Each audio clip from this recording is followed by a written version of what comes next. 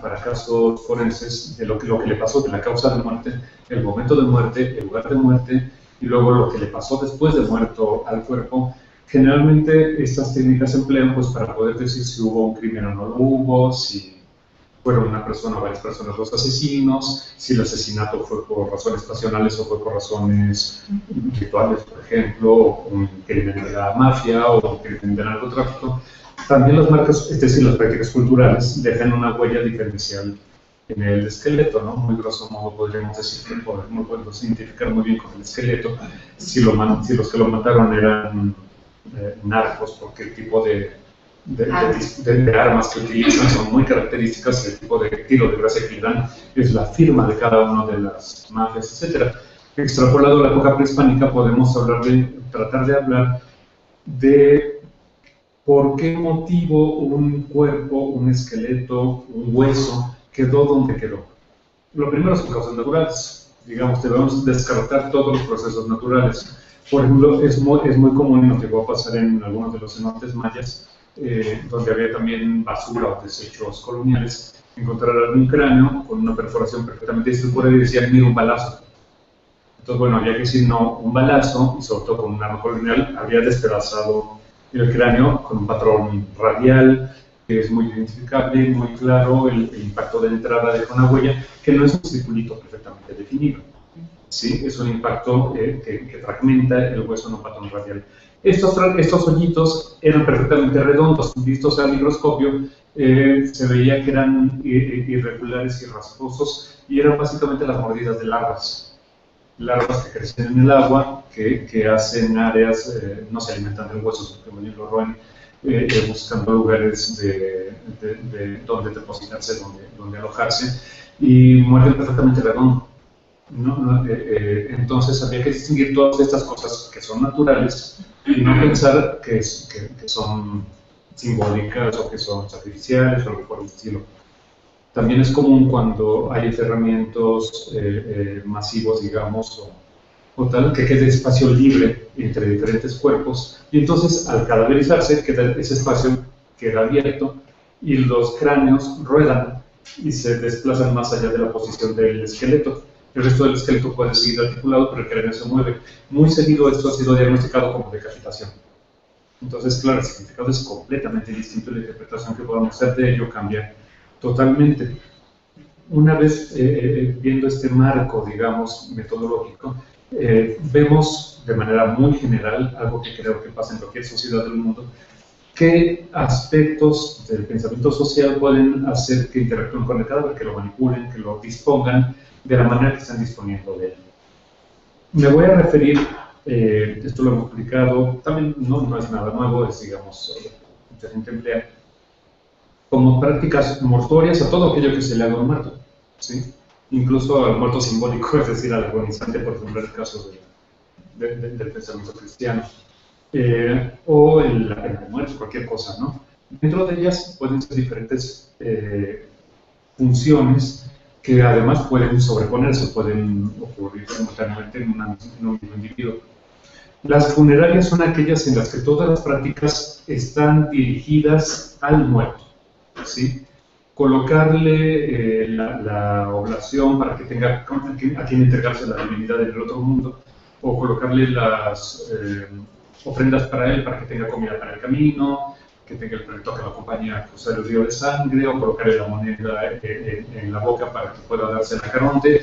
Estas son cosas para el muerto, para su bienestar, o para que no se salga de la tumba, cortarle la cabeza o que le ponga una estaca. También es una práctica funeraria para evitar que el muerto haga alguna cosa, ¿no?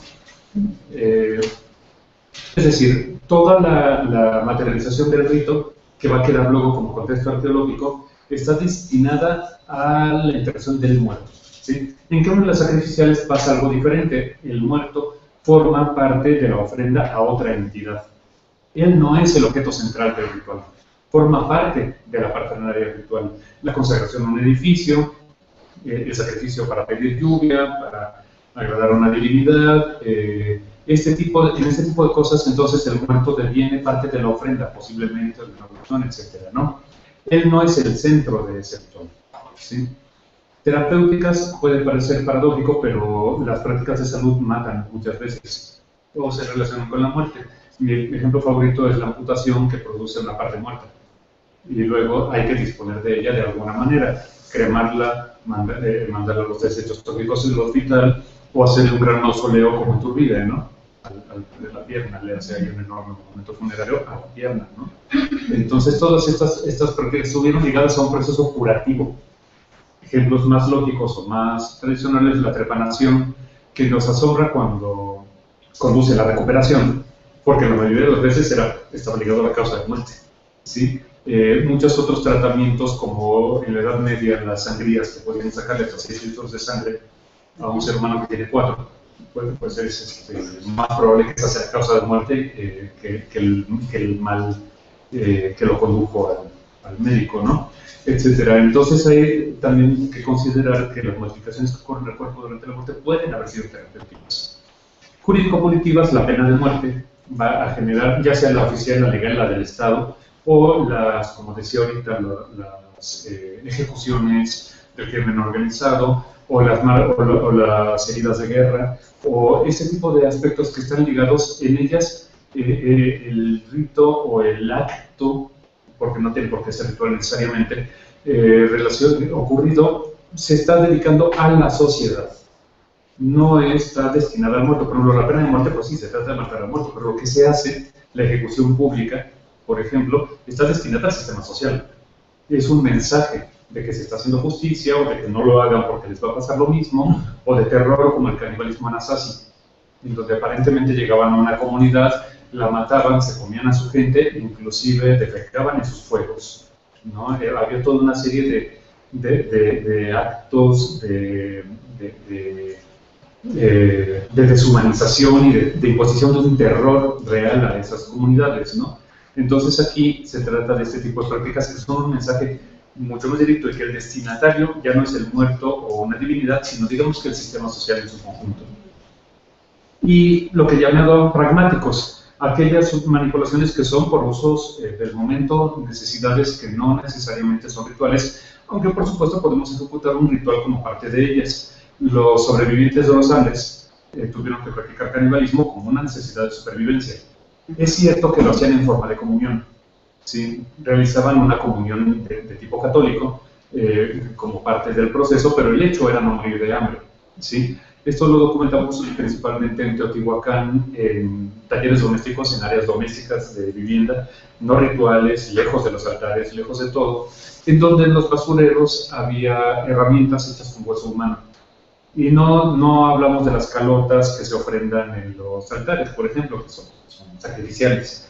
En este caso eran perforadores, agujas, lanzaderas de telar, pulidores, cuencos utilizados para sacar granos de la olla de almacenamiento a la olla de cocina, este tipo de útiles domésticos, en donde ciertamente, posiblemente vienen de un sacrificado, es decir, que el cuerpo primero pasó por una etapa en la que formó parte de un contexto sacrificial, pero luego se ha desacralizado y forma parte de utensilios domésticos, ¿sí?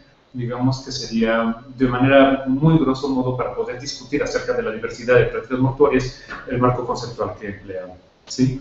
Me voy a ir súper rápido, no sé si me presten un... Sí, bueno, pues si se puede. Este de arriba. Perfecto, gracias. Muy bueno. La península de Yucatán, voy a hablar de dos áreas. Aquí, la costa oriental, en dos etapas. La época de finales del Pleistoceno, hemos encontrado restos humanos en cuevas sumergidas. Recordemos la diferencia. Un cenote es un cuerpo de agua donde el agua ha socavado la roca y se forma un botellón. Se forma una cueva vertical, un tiro vertical, con una entrada grande o pequeña, en la cual al fondo está el agua, ¿sí? Y la cueva sumergida es donde la disolución de la roca ha creado verdaderos túneles horizontales verticales. Túneles en el sentido en el que estamos más acostumbrados a considerar, horizontales, que suben, que bajan y forman verdaderos laberintos. De hecho, los dos sistemas de cuevas más sumergidas bajo el agua, más grandes del mundo, se encuentran en esta región, en la costa oriental. De hecho, es probable que al final se unan, los exploradores subacuáticos continuamente están ampliando los mapas, y es probable que al final los dos sistemas se unan. y terminan formando un super sistema de cuevas, que es donde los arqueólogos subacuáticos y los bustos profesionales que nos ayudan han recuperado restos que tienen dataciones de carbono 14 entre 9000 antes del presente y 11300 antes del presente, o sea, finales de la era del hielo, principios del Holoceno. Por esto es por lo que, bueno, vamos a hacer esta distinción. Y otro punto, cerca de Cobá, no sé si conocen Punta Laguna, que ahora está muy de moda por la observación de los monos araña que están muy acostumbrados a la gente. El sitio es un sitio arqueológico con ocupación desde finales del preclásico a lo largo de todo el clásico y con algunos elementos, aparentemente un abandono, y posteriormente una recuperación con arquitectura de la costa oriental, tipo Tulum, pero la mayor parte de la ocupación es muy similar a Cobá. De hecho está a pocos kilómetros de Cobá. Y se piensa que no fue un centro rector, era un centro subordinado a la esfera política de Cobá, ¿sí? Entonces, es importante señalar esto para la hipótesis que voy a manejar en el caso de esta zona. Se llama Punta Laguna, el sitio arqueológico, y el cenote del que voy a hablar, que es un pequeño cenote cerrado, este no tiene cuevas, no tiene nada, es el típico cenote vertical, está lleno de esqueletos, ¿sí? Lleno de restos humanos, entre otras cosas. El otro punto que voy a analizar está aquí cerca del centro norte, las tierras bajas del norte de Yucatán, ¿sí? Y decidí poner este ejemplo, a pesar de que tenemos muchos otros, porque también es una pequeña zona marginal. No hubo un gran sitio arqueológico que dominara, debe haber formado parte de esferas políticas de otros grandes estados, y es una zona marginal que posteriormente fue ocupada por una hacienda henequenera, y finalmente hoy en día pues está deshabitada la hacienda, pero la gente sigue utilizando los campos abandonados para ganadería. Sí, también se abandonó el cultivo de heneque pues por la crisis económica que condujo a la quiebra de todo esto, ¿no? Preferí esto porque se ha hablado en muchos lugares como Chichén Itzá y el cenote sagrado, que refleja, bueno, para empezar, desgraciadamente la forma como se ha registrado es precisamente demasiado caótica, no hay un registro detallado de la taxonomía. Recordemos que primero se acaban las cosas con Draga, ¿no?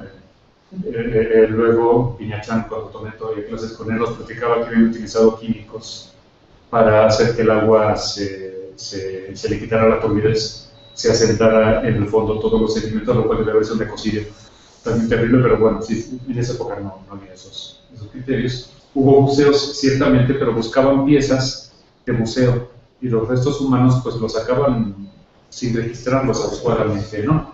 Entonces, es información importantísima, súper valiosa, pero el otro punto, pero que no se puede usar en el detalle fino que usamos hoy en día. El otro punto por el que no quise utilizar un gran cenote de estos en una zona ceremonial de primera importancia, es porque sabemos bastante sobre el culto oficial, ¿sí? Sobre la religión estatal que había en este tipo de sociedades, se sabe bastante de ello. En cambio, estos cenotes en áreas marginales, en áreas prehispánicas pequeñitas, centros secundarios, tributarios seguramente de las grandes ciudades, hay otro tipo de religiosidad, una religiosidad popular que puede o no coincidir con el culto oficial. Por eso es por lo que también hago énfasis en la diversidad de prácticas mortuorias, ¿no? Muy rápidamente, me voy a seguir rapidísimo. Ahora aquí tenemos de nuevo... ¿Perdón? Sí, hay un poquito. No quiero algo ya todo esto. Curioso, aquí se ve verde, lo de arriba debería verse rojo.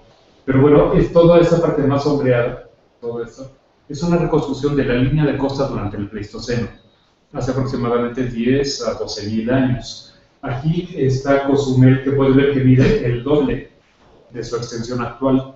Y algo que es muy importante, la zona de Tulum, en lugar de dar directamente a una línea de costa, a una playa como la que vemos hoy en día, está bloqueada por grandes barras de arena y coral. Y deben de haber sido una zona lagunar, posiblemente con manglares, este tipo de ecosistema radicalmente distinto a lo que vemos hoy en día. Sí, no había la bonita playa que pueden venir los turistas hoy a ver, que luego tienen que estar llevando los camiones de arena porque se lo llevó el huracán y todo aquello. Aquí había una gran barra que protegía toda esta zona.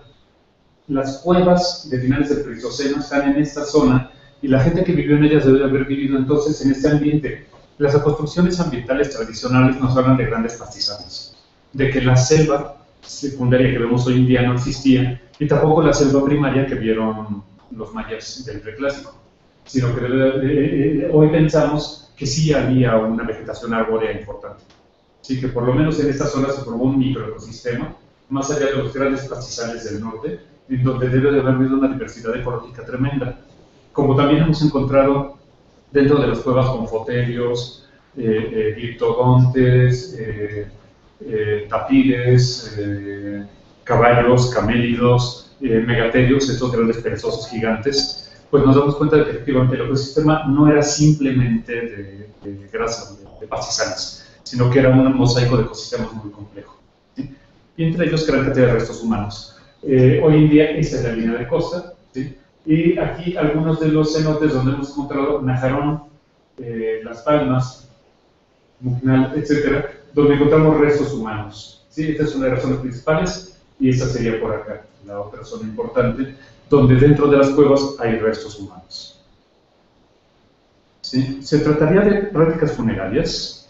Ay, no pasó la foto de aquí, lo lamento, esta es una de las más bonitas, a ver si la puse en otro lugar por error.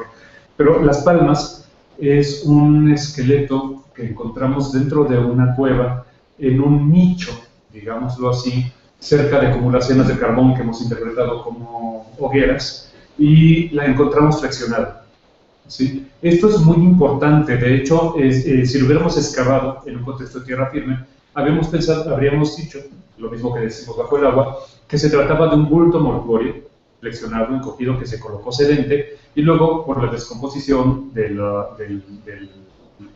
sudario y la putrefacción, los huesos colapsan, caen de lado y quedan en una posición de cúbito lateral flexionado, artificial, por decirlo así, o raro, porque originalmente era sedente y los restos colapsaron. El cráneo, todo el cuerpo está en posición anatómica, ¿sí? El cráneo es el único que está desplazado, está con el foramen magnum, con la base del cráneo, hacia arriba, ¿sí? Esto, repito, no es discriminación, lo que pasa es que al subir el nivel del agua, esta cueva estaba seca. También esto es importante, hemos hecho la reconstrucción de los niveles del mar y de los niveles de agua dentro de la cueva, y las cuevas se inundaron hace apenas entre 8.000 y 9.000 años. Esta cueva tiene entre 10.000 años de antigüedad y algo más. Es decir, que estaba seca cuando se depositó este cuerpo aquí, ¿sí? Entonces, esto le da sentido a encontrarlo. Las Palmas está... Sí. Perdón, ¿qué diferencia de niveles hay? Este está aproximadamente 20 metros de profundidad vertical y más de 400 metros horizontal, ¿sí? Aún hoy en día, en una cueva seca, hacer espeleología de este tipo es peligrosísimo. Depositar un cuerpo ahí tuvo que haber sido en esta época verdaderamente algo muy particular. Esta mujer tenía entre 40 y 45 años al momento de la muerte, más de la expectativa de vida de un cazador-recolector. Estas sociedades eran cazador-recolectoras. Entonces, depositarla en un lugar tan peligroso, de tan difícil acceso, tuvo que haber sido altamente significativo, ¿sí? Cuando sube el nivel del agua, el cráneo conserva aire, entonces empieza a tratar de flotar, el aire trata de escapar primero por las órbitas, luego por la fosa nasal, y finalmente da la vuelta por completo y escapa por el foramen magnum, ¿sí? Por el orificio de la base del cráneo. Ese es el patrón común, ya sea en restos prehispánicos o en restos prehistóricos como estos. Generalmente el cráneo está en esta posición. Este es un elemento diagnóstico importante. El otro es encontrarlo perfectamente articulado. Los seres humanos, al irse cadaverizando, van descomponiéndose, se van desarticulando en un orden bien definido por la solidez de las articulaciones. La columna vertebral, por ejemplo, o el fémur con la cadera son muy sólidos, porque de lo contrario colapsaríamos, no podríamos caminar. Son articulaciones muy firmes que tardan mucho tiempo en deshacerse. En cambio, los huesos de manos y pies se desintegran muy rápidamente. Cuando hemos tenido algunas objeciones, hay gente que nos dice, ¿cómo sabes que no es un cuerpo ahogado que llegó flotando hasta el interior de la cueva y una vez ahí se depositó? ¿Sí? Hemos estudiado para esto la tafonomía forense. ¿Qué le pasa a un cuerpo ahogado? Hay muchas variables, muchísimas. Una de ellas es si lleva tanta ropa que se hunda más de 10 metros. En ese caso, ya no va a volver a salir, se va a ir hasta el fondo. La presión del agua es tan grande que lo va a empujar hacia abajo. En cambio, un cuerpo sin ropa, o con muy ligera ropa, primero se va a hundir unos 4 metros, 5 metros, luego va a empezar la etapa gaseosa de la calentización, flota de nuevo para arriba, vuelve a bajar a lo largo de varios días y luego se da la vuelta, vuelve a subir y es cuando nos encontramos en la típica posición con el abdomen hacia arriba. Finalmente se hunde en esa posición y queda con el abdomen hacia arriba en el fondo del sedimento. Pero a lo largo de esos días que estuvo subiendo y bajando, los huesos de manos y pies se descompusieron y se perdieron. Son lo primero que se separa. Entonces, si nosotros encontramos un cuerpo con brazos y piernas extendidos, con hinchazón de las costillas, ¿sí?, y sin dedos de manos y pies, es el típico esqueleto de un ahogado. No hemos encontrado eso en estos casos. Sí que lo tenemos entre los entierros mayas, entre los esqueletos mayas y cenotes. Pero en esos que son prehistóricos, ni una sola vez lo hemos encontrado. Están en posiciones en las que un ahogado no habría llegado ahí. Y además, en posiciones que muchas veces van contracorriente, ¿sí? Entonces no tendría ningún sentido que la corriente los hubiera llevado a ese lugar. La explicación más simple es que fueron seres humanos los que las llevaron. En algunos casos, ya lo veremos también, aquí les voy a presentar uno que sí que podemos ver. A pesar de que se encontraba en muy mal estado, aquí tenemos el cráneo. Chanjol no hemos podido fecharlo, está a 7 metros de profundidad, a 200 metros de distancia de la entrada, y este es complicado porque a 7 metros pasaron muchas cosas. Ya en época prehispánica hubo grandes sequías, como la de finales del Clásico que se ha hablado, cuando la cueva estuvo seca. Ese secarse y volverse a mojar y volverse a secar es lo que lo arruinó. Está en muy mal estado de conservación, ¿sí? Pero aún así podemos observar aquí el cráneo, partes de los brazos y aquí las piernas. Y lo importante es que se vea que están articuladas. Aquí está la rodilla, ¿sí? Y mejor aún, viendo el detalle, aquí pueden ver los pies perfectamente articulados. Nuevamente, no es un ahogado. Podría ser un maya, porque hubo momentos en la época hispánica en que esto estuvo seco. Está muy mal conservado y bueno, pensamos que no es maya porque no tiene las ofrendas típicas de los mayas, y la parte que se conservó del cráneo no parece maya tampoco. Su morfología es diferente a las de los mayas prehispánicos. Entonces estamos a la espera de poder datar un diente, a ver si eso nos permite ya saber su antigüedad real, pero ciertamente no pensamos que sea maya. Ahora bien, sí podemos ver que también fue objeto de una práctica intencional, ¿sí? Y no es simplemente que haya llegado ahí así como así. Otro caso, el templo, perdón. No se cayó. No se cayó, sin embargo, aquí tenemos uno que posiblemente sí se cayó. El templo es otro esqueleto muy antiguo, este sabe de profundidad, tal vez 10 o 12 metros de profundidad, a una gran distancia de entrada, también más de 150 metros, y la columna vertebral se mantiene articulada. ¿Sí? Brazos y piernas se mantienen articulados también, y aquí es donde hacemos mucho énfasis, no sé si se alcanza a ver.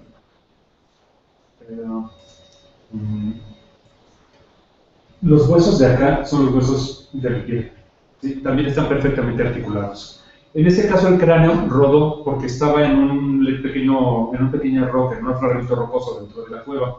Lo interesante de esto, y por lo que hacemos tanto énfasis en pedir un registro súper detallado, por eso les decía, no basta que el buzo diga, ¿saben qué? Encontré huesos y cerámica en el fondo. Eso nos da tan poca información que no podemos decir realmente nada. La información detallada que nos dieron aquí los buzos indica que estaba boca abajo. Estaba en posición ventral, de cúbito ventral. Y por el lugar donde se encuentra, muy accidentado, pensamos que posiblemente este no es un enterramiento intencional. Posiblemente murió perdido en la cueva o algo por el estilo.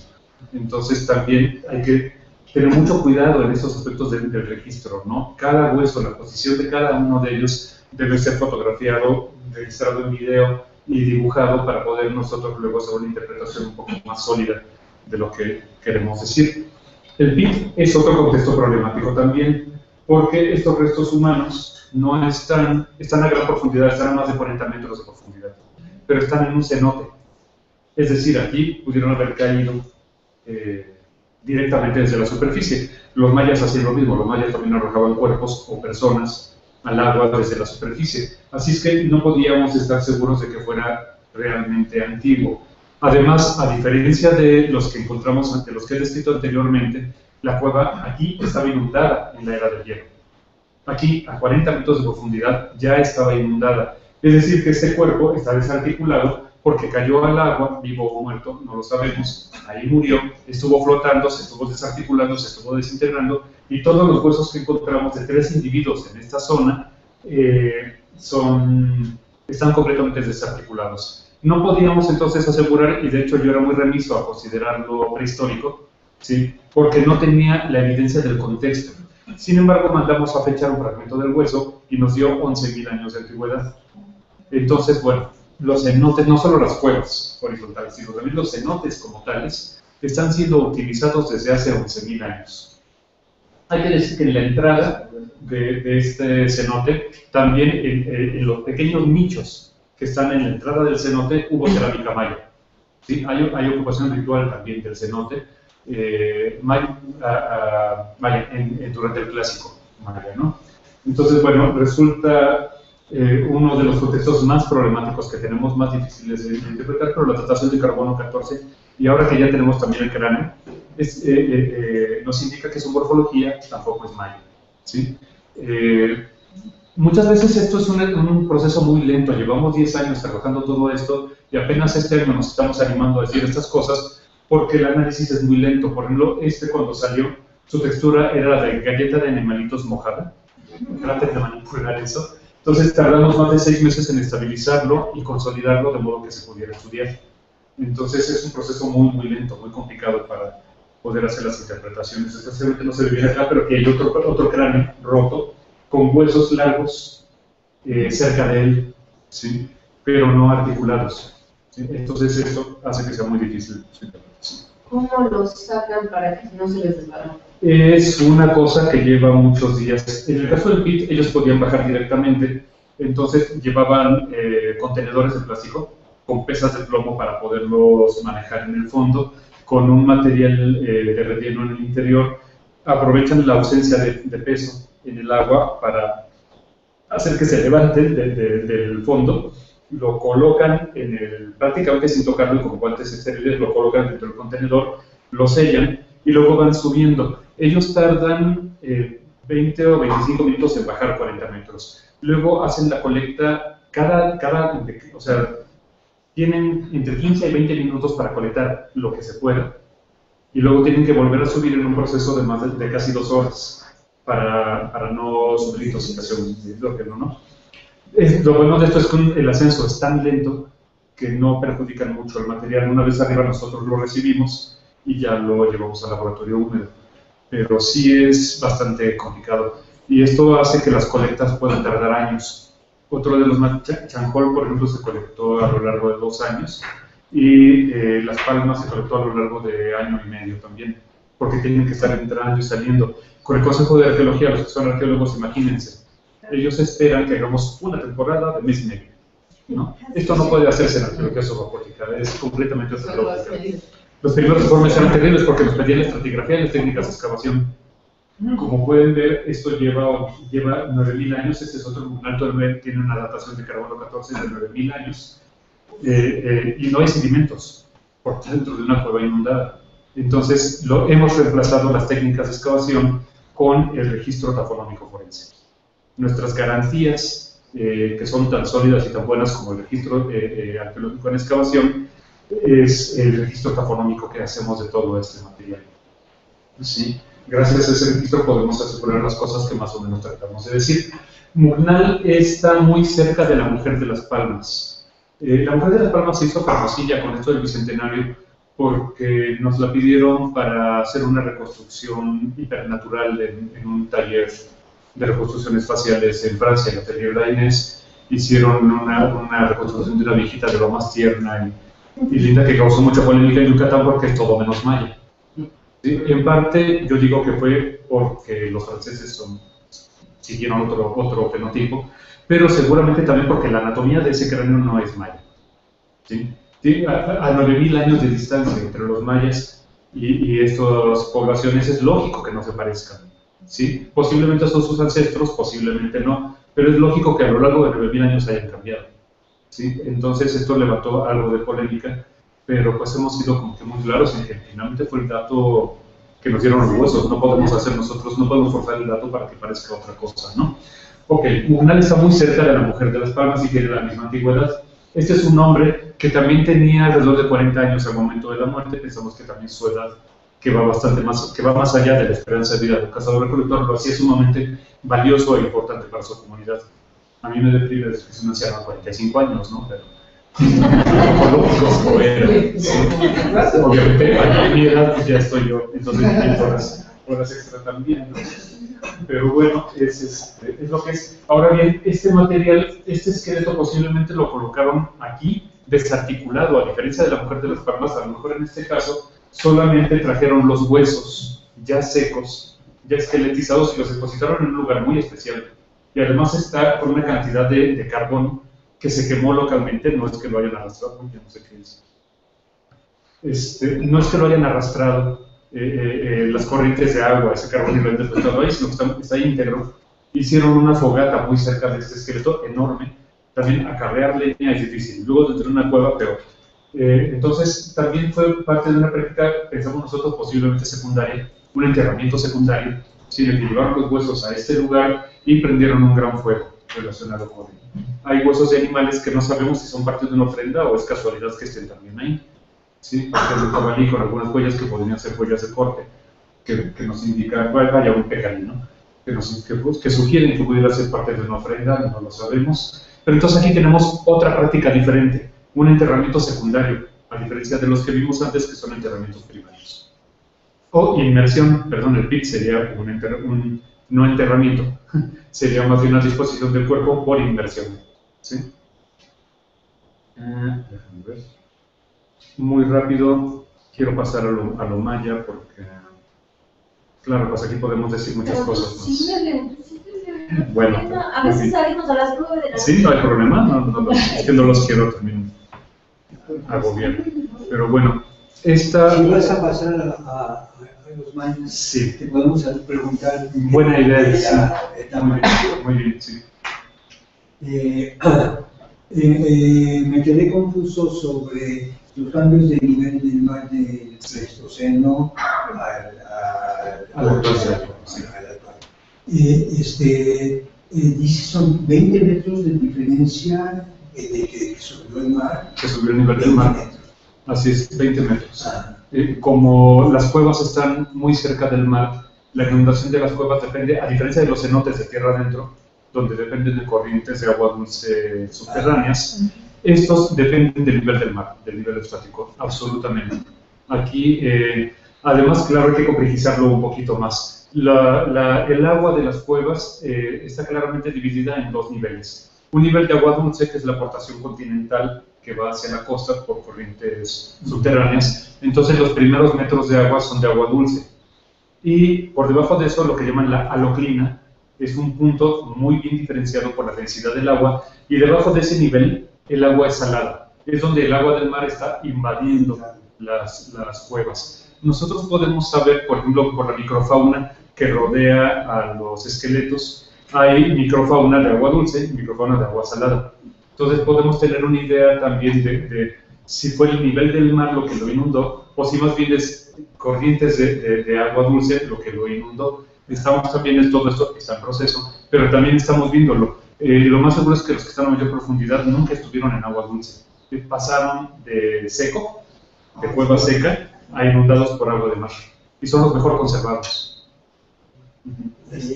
Tengo algunas cosas que apunté que ya no. Prendan la luz, por favor, ¿no? No, aquí veo.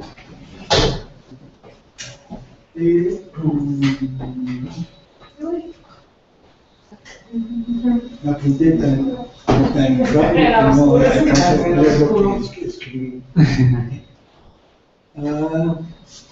Como el carbono 14, Sí. las pruebas del carbono 14 no afecta, estancia en agua por mucho tiempo, no afecta la determinación del carbono. Sí, pueden afectarla. De hecho, hemos tenido muchísimos problemas con ellos, sobre todo con los esqueletos que están más arriba, porque hay una aportación de humus, de materia orgánica, que viene de la superficie arrastrada por las lluvias y puede contaminarlos. Por supuesto que sí, esto ha sido muy complicado. Los hemos mandado a laboratorios como Riverside, donde lo que hacen es primero depurar toda la materia orgánica reciente, que como son ácidos orgánicos, se distinguen inmediatamente. Y se distinguen de la colágena, que al no ser un ácido graso, un ácido orgánico, perdón, se puede distinguir perfectamente. Entonces limpian primero toda la aportación reciente y luego se fecha la porción orgánica original. Pero no siempre funciona esto, entonces tiene que confirmar además con la hidroxiapatita. La hidroxiapatita es la porción mineral del hueso, que es un mineral de origen orgánico. Es carbonato de calcio, que se puede confundir, como estas cuevas son de carbonato de calcio, se puede confundir fácilmente. Entonces, sin embargo, el cristal que se forma es diferente cuando es orgánico. Entonces, mediante acelerador, separan únicamente la apatita orgánica, que viene del hueso, de todo lo demás. Y eso lo fechan con acelerador. De otro modo sería, de partículas, de otro modo sería imposible. ¿Y el más menos es más grande que en la Tierra, me imagino? No ha sido necesariamente más grande. Hay algunos de ellos, de hecho hay uno que lo descartamos porque nos daba 90.000. Evidentemente no es realista, ¿no?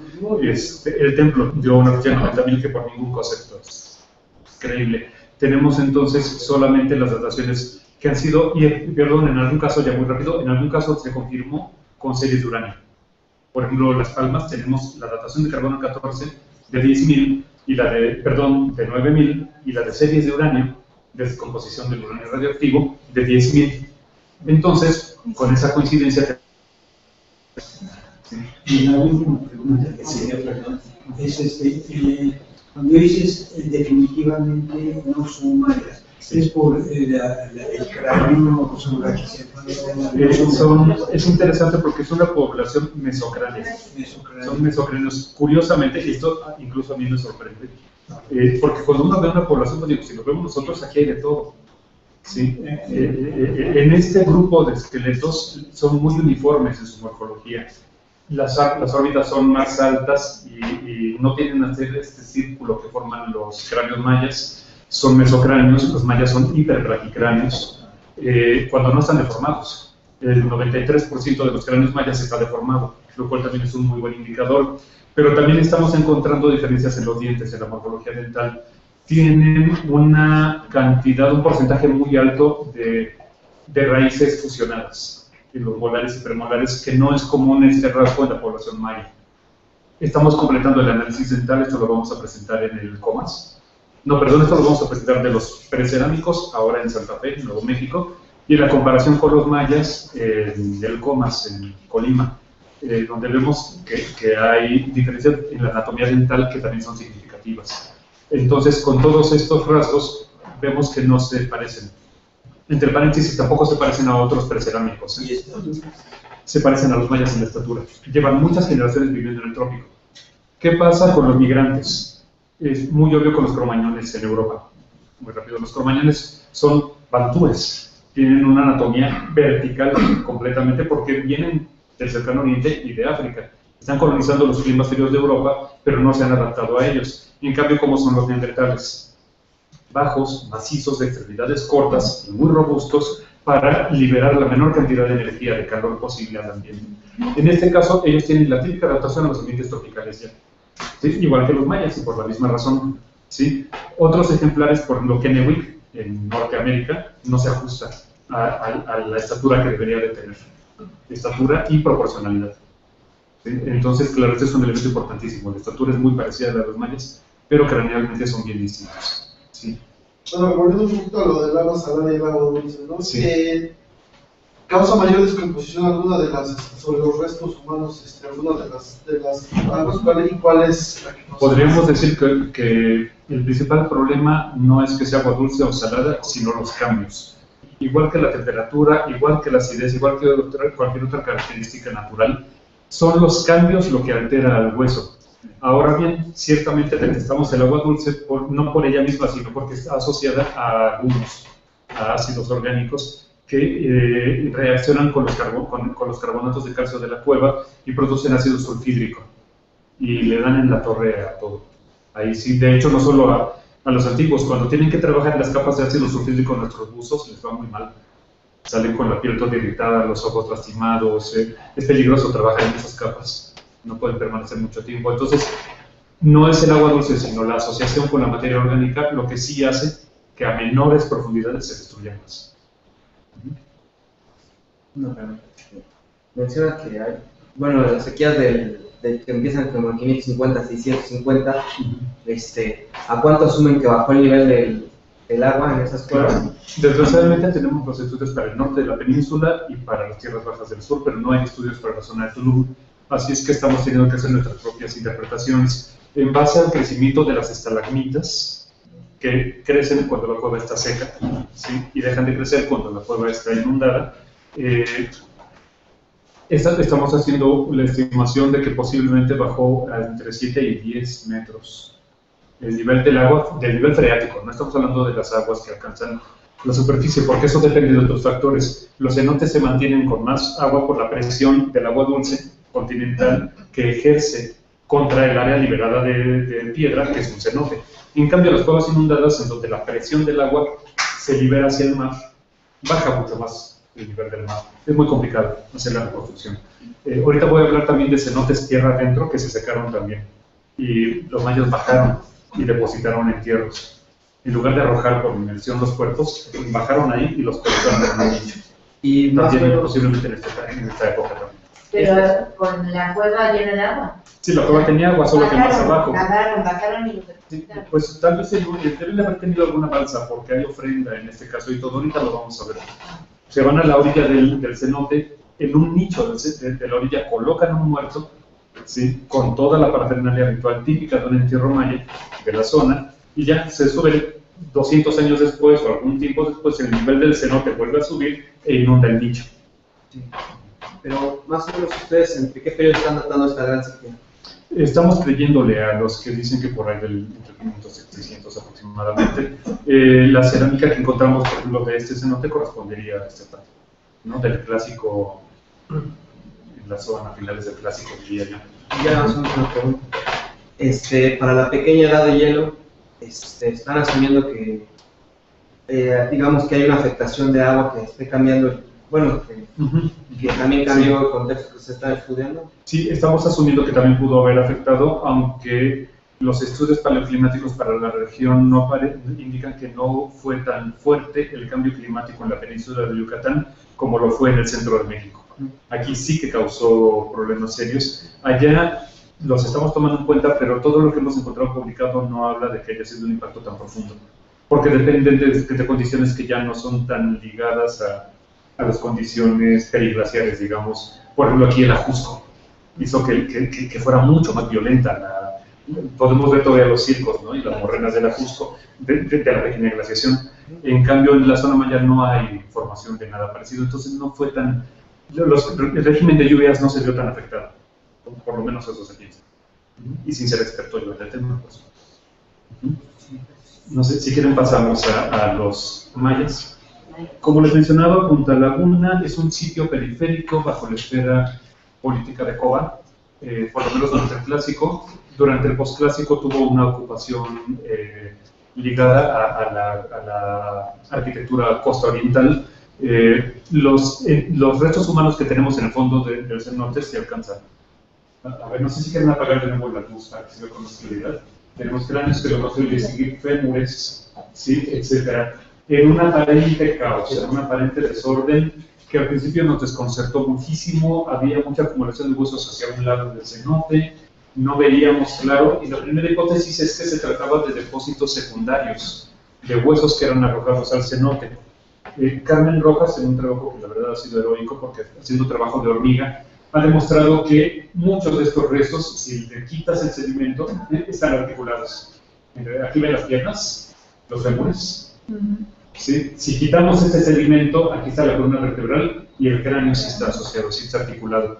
De modo que tenemos restos óseos desarticulados, por supuesto, y también una pequeña cantidad de restos que sí están articulados. ¿Sí? Este cenote, entonces, lo que pensamos es que, teniendo agua durante el clásico, es utilizado como depósito mortuorio de algún tipo. Primera hipótesis, basados en las crónicas, sacrificial. ¿Sí?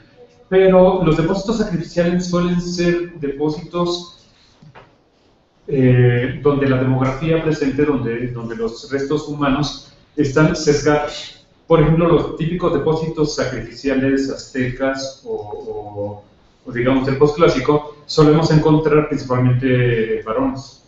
¿Sí? En Tepancasco, por ejemplo, en Tepanzolco, perdón, en Morelos, había puros hombres en el depósito sacrificial este que excavó hace años el doctor Serrano, hay lagunas ellos. Luego lo revisamos, está lleno de huellas de corte, es completamente sacrificial, pero son hombres, son masculinos, son guerreros, son prisioneros de guerra. En otros contextos, como los altares teotihuacanos, encontramos casi siempre un adulto en el fondo del altar, casi siempre, y luego infantiles o perinatos, ¿sí? Que son ofrendados ahí, ya sea que murieron de muerte natural o los sacrificaron, pero son colocados en ese lugar específico como ofrenda al altar que está en el centro de los patios, etcétera. Siempre encontramos un sesgo. Otra hipótesis, epidemia. Murieron muchísimas gentes al mismo tiempo y los arrojaron ahí al cenote. Puede ser, pero también en el caso de las epidemias es el otro extremo. Ahí está reventada toda la población, ¿sí? Y aquí tenemos muy sesgado, no hay infantiles que son los primeros en morir, ¿sí? También hablaban de un acto punitivo, de la posibilidad de que en un acto de guerra hayan arrojado gente durante muchísimo tiempo. Nos da la impresión de que, en un único momento, ¿sí? Llegan unos invasores, castigan a la gente de ahí, la matan, la arrojan al cenote. Claro, la idea era que contaminando el agua del cenote, pues hace todo un daño mayor a la comunidad, ¿no? Pero todo indica, el estado de conservación, la taxonomía diferencial de los restos nos indica que fueron acumulados en el cenote a lo largo posiblemente de 200 años. ¿Sí? Hay dataciones desde principios del Clásico y otra datación de carbono 14 de finales del Clásico. Pensamos que este cenote fue ocupado durante un cierto tiempo. Entonces, tampoco la idea de la vendetta, de la venganza punitiva, nos convenció. La idea que tenemos actualmente nos la dio directamente el estudio osteológico de los huesos. Ya desde que estuvimos la primera vez solamente íbamos a hacer una colecta, se sacaron 5 cráneos y una buena cantidad de restos postcraneales. Hicimos las mejores observaciones que pudimos en campo y luego se devolvieron al cenote.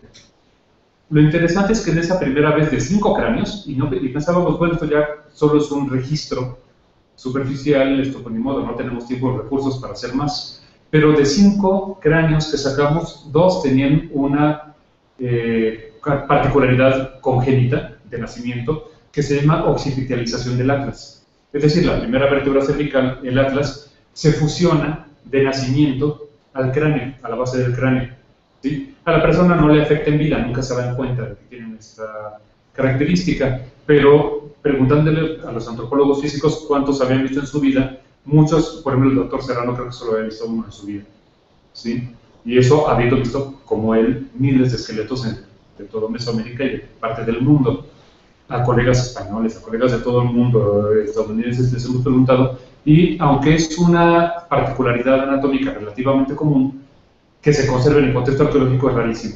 Nosotros tenemos 2 individuos. Esto y otras peculiaridades ya de interés arqueológico hicieron que Carmen Rojas hiciera un proyecto específico para este cenote y hemos podido sacar una gran cantidad de restos, son más de 60 individuos, que ella ha mapeado uno por uno. ¿Sí? Cada ejemplar tiene su ubicación exacta en una retícula que basó a un sistema de información geográfico con la orientación, la pendiente y la ubicación exacta de cada hueso, un trabajo realmente heroico que la gente no hace ni en excavación. Realmente va más allá de lo que se esperaría y hemos podido por eso demostrar que hay representados hombres, mujeres, niños, etcétera, en ciertos porcentajes y que, bueno, tienen toda esta organización. Pero luego sacando materiales y analizándolos vimos por la anatomía dental que además de lo raro de la occipitalización del cráneo, un porcentaje altísimo tiene el tercer molar en pija. Es decir, en lugar de que el tercer molar tenga la forma de una muela, es apenas un tubérculo. ¿Sí? Es un chipotito que aflora cuando llega a aflorar. ¿Sí? Y nuevamente, este es un rasgo que casi nunca aparece. Es rarísimo que esto lo veamos. Es decir, toda colección prehispánica va a tener 1 o 2 individuos con esta característica, pero sacar de 30 individuos que hemos estudiado, sacar más de la mitad con este rasgo. Perdón, sí. El tercer molar es lo que llamamos la muela del juicio. La muela del juicio, exactamente. Tenía un poco juicio, ¿no? Apenas así un relicto, ¿no? Así es que nuestra interpretación acerca de qué pudiera estar sucediendo aquí, no, obviamente no es que seleccionaran como los aztecas, ¿no? Niños con dos remolinos, claro. Aquí como que abrirle la boca y decir cómo tiene los dientes para certificarte. Nos parece poco probable, no conocemos nada tampoco en la literatura parecido. Más bien pensamos que es un rasgo debido a endogamia. Rasgos poco comunes y poco dañinos, es decir, que no hacen ningún daño, se fijan en un grupo cuando ese grupo es sumamente endogámico. Cuando hay más flujo de genes con otras poblaciones, estos rasgos se diluyen en el acervo genético de la población, pero con la endogamia se hacen muy abundantes, muy comunes. De aquí la hipótesis de que este es un grupo, además tienen buena salud, hay que decirlo, es un grupo a diferencia de otras comunidades mayas marginales. Lo que hemos encontrado aquí es que tienen buena condición, buen estado de salud, ¿sí? Ligando estas evidencias, nuestra hipótesis es que la élite local, no los gobernantes, porque los gobernantes estaban en Cobán, ¿sí? Pero para que un gobernante de una metrópoli pueda controlar las áreas periféricas, las comunidades periféricas, debe tener gente ahí, y en Mesoamérica creo que lo común era poner a la gente local, a la élite local, darle el cargo de encargarse de la tributación, de controlar la comunidad, y entonces, mientras no tengan problemas, la metrópolis no interviene. Pensamos que esto es lo que pasa aquí, que la élite local está quedándose con el control, viven bien, tienen buenos recursos, no tienen poder, no hay una o dos estelas en todo el sitio, realmente como representaciones de poder son muy pobres, pero sí que tienen acceso a recursos diferenciales y además son de un linaje muy endogámico que está disponiendo de sus muertos, arrojándolos al cenote. Pensamos que la mayoría los deben de haber arrojado en calidad de cadáveres, porque estuvieron flotando. Algunos de ellos se hundieron y quedaron ahí, otros estuvieron desarticulándose mientras flotaban. Es una historia taxonómica muy compleja, pero nuestra hipótesis por el momento es que posiblemente es un depósito funerario del grupo de élite, ¿sí? A diferencia de lo que vamos a ver en otros lugares donde no hay estas características, cómo los encontramos, cómo hay que registrarlos, ¿sí? Algunos ejemplos nada más. Y bueno, en la cuestión etnográfica, ya desde, este cenote lo conocía la comunidad maya yucateca que vive ahí desde por lo menos la Guerra de Castas. Conocía el cenote y lo llamaban cenote natural. Y obtenían agua del cenote. Y hacían sus fiestas tradicionales de la cruz vestida, todo esto, ustedes sabrán mucho mejor que yo. El chiste es que a partir de que los buzos empiezan a meterse y descubren que está lleno de restos humanos, la comunidad lo desconocía, no había recuerdo oral de que ahí hubiera esqueletos de osamentas, pero entre los buzos y los miembros de la comunidad que controlan el turismo le cambiaron el nombre a Cenote Calaveras, que resulta mucho más turístico, ¿no? Obviamente. Y el altar ahora está todo bien. No sé qué tan normal sea esto, pero nos dio la impresión de que pues esa es una modificación ligada también a los cambios económicos que ha sufrido la región en relación al turismo. Lo cierto es que, bueno, pues sigue siendo, las cruces son las tradicionales, y únicamente ahora las tienen muy lindas, muy bonitas, muy así todo el año, en lugar de participar solo en una festividad. ¿Sí? Canón. Este es un cenote natural que en época colonial fue modificado para darle la estructura de un pozo. ¿Sí? La entrada era mucho más angosta, entonces para facilitar la obtención de agua, modificaron la entrada. ¿Sí? También aquí, este cenote, perdón, esto ya no está en la costa oriental. Ahora estamos en el centro de la península, ¿sí? Ligados ya más bien a la tradición maya de las tierras bajas del norte. Una advertencia también aquí, este cráneo tan bonito, tan Hamlet, así, no lo podemos utilizar como interpretación de nada. Como les mencioné anteriormente, la forma natural de colocarse en los cráneos es en la parte más baja del contexto porque ruedan y quedan boca arriba o en cualquier otra posición menos así. Esto no pudo haber ocurrido. Ahora bien, este está a más de 20 metros de profundidad en el interior de la península. Nunca estuvo seco. No es que los mayas hayan bajado al cenote y lo hayan colocado aquí. ¿Qué fue lo que pasó entonces? Los buzos lo movieron para la foto. De hecho cuando les demostramos a los buzos que podíamos saber lo que habían hecho, cómo lo habían modificado, cuál era la posición original, y les dijimos que si lo volvían a hacer los íbamos a mandar a la cárcel por alterar patrimonio arqueológico, empezaron a ser vascooperadores, ¿no?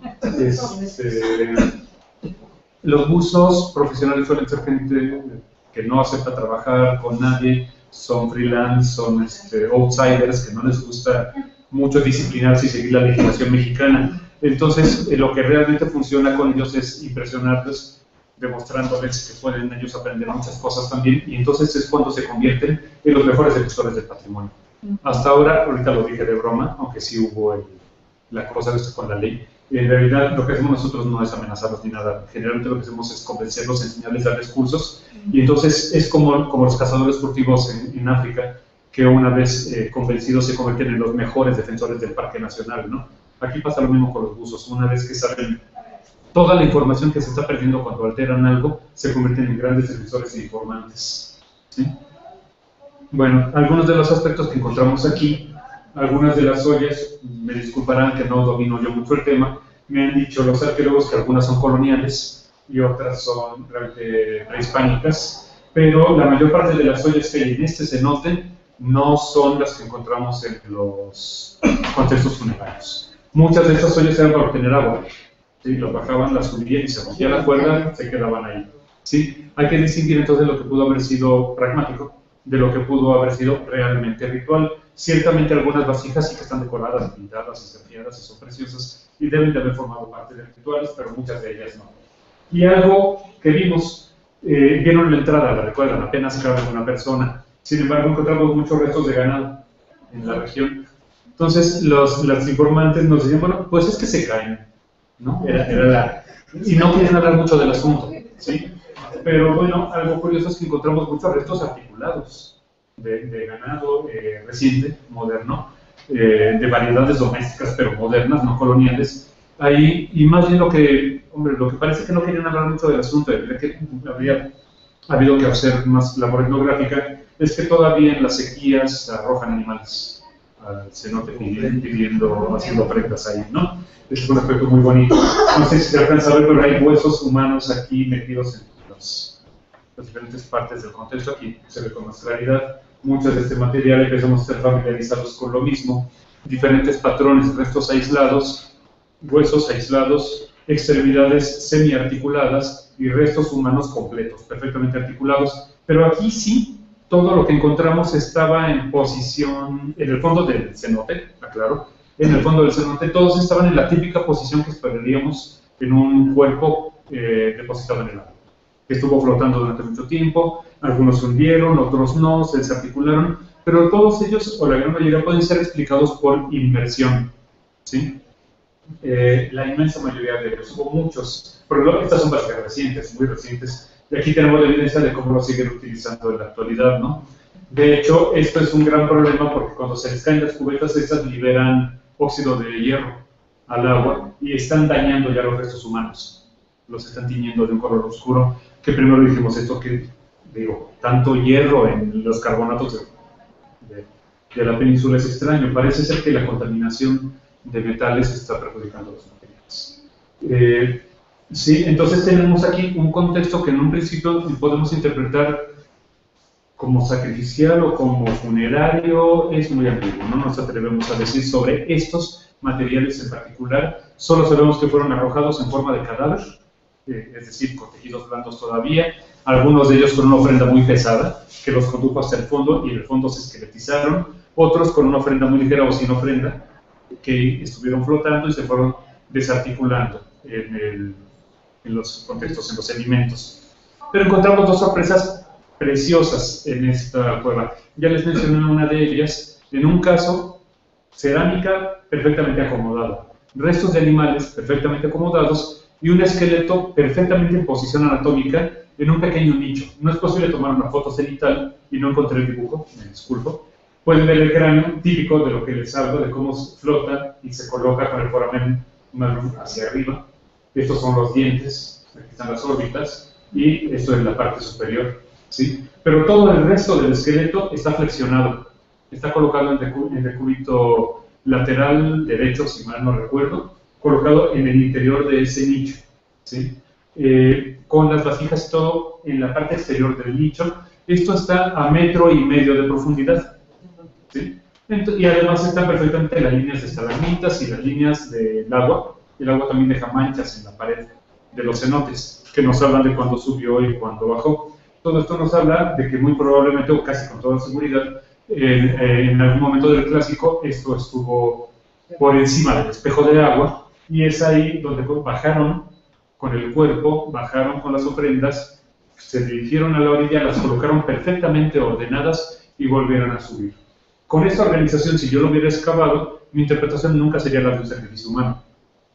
Sería muy probable, no hay ningún elemento de violencia como los decapitados de Calakmul, por ejemplo, o en Cojunis también tenemos maravillosos esqueletos en basureros con huellas de corte, basureros rituales, perdona, claro, o sea, no el típico basurero doméstico, sino áreas ligadas a elementos de culto, pero ya desechados.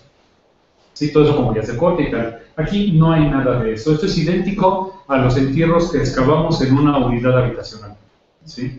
Entonces, la interpretación, pensamos nosotros, más lógica, es que se trata de un individuo que debe de haber sido sumamente importante, porque imagínense meterse a ese inframundo, a esa entrada, a todo el peligro real de muerte que hay, y luego el peligro simbólico que también implican todos estos contextos subterráneos, para depositar ahí a un personaje, ¿no? Debe de haber sido de gran importancia.